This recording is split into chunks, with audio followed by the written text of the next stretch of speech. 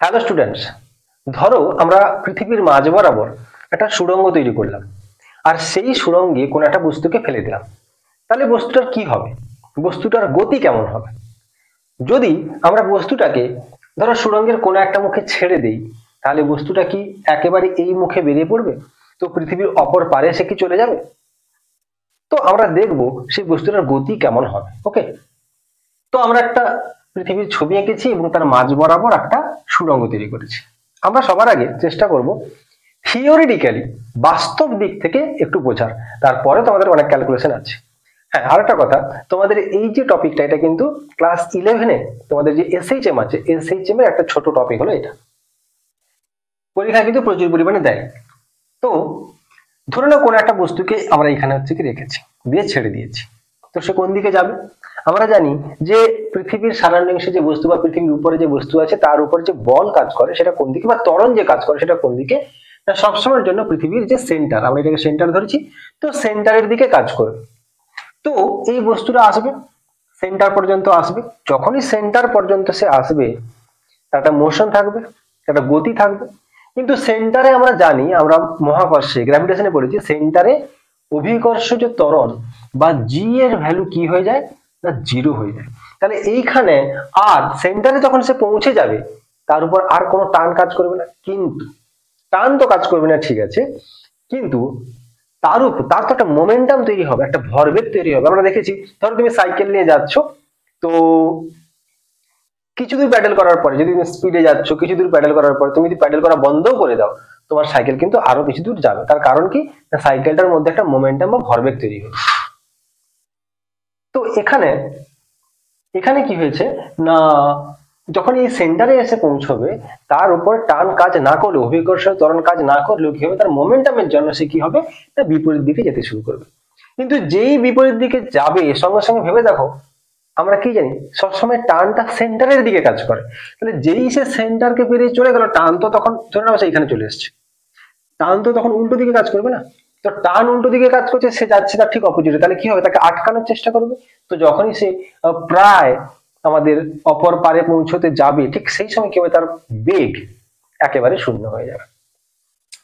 তখন কি হবে? আবার সে ঘুরে এই দিকে আসবে। তো সেন্টারের দিকে যখন সে আসবে, তখন বেগ আস্তে আস্তে বাড়তে থাকবে, সেন্টারে এলো, তারপর টান একদম থাকবে না, কিন্তু ভরবেগের জন্য আবার এদিকে আসতে থাকবে।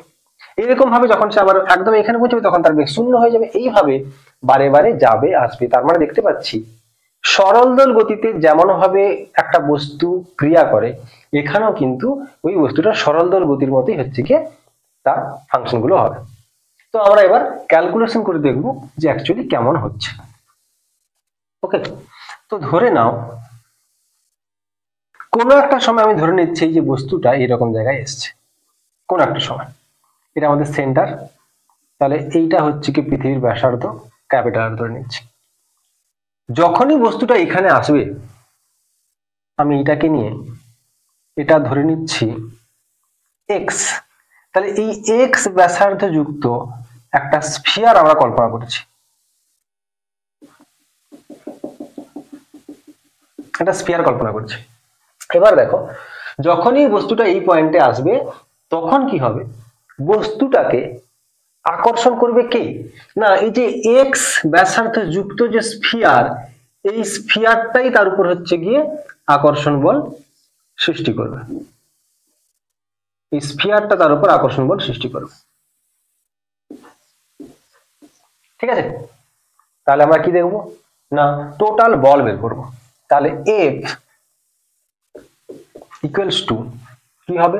না, G capital M small m by r square. তাহলে এখানে ক্যাপিটাল এম বলতে আমরা কাকে এখানে এম ডট ধরছি? কারণ কি না, এখানে এই যে এম ডটটা কার ভর?